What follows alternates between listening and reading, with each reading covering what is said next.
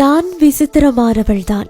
சிலருக்கு பாசக்காரியாக, சிலருக்கு கோபக்காரியாக, சிலருக்கு திமிர் பிடித்தவளாக, சிலருக்கு அழுமூஞ்சியாக, சிலருக்கு ஆறுதல் சொல்பவளாக, சிலரால் நிராகரிக்கப்பட்டவளாக, பலருக்கு புதிரானவளாக இருக்கத்தான் செய்கிறேன். ஆனால் எனக்கு மட்டும்தான் தெரியும் நான் யாரென்று. எல்லோருக்கும் உண்மையாயிருந்து என்னை ஏமாளியாக்கி என்னை காயப்படுத்தியவர்களுக்கு தெரியாது நான் யாரென்று.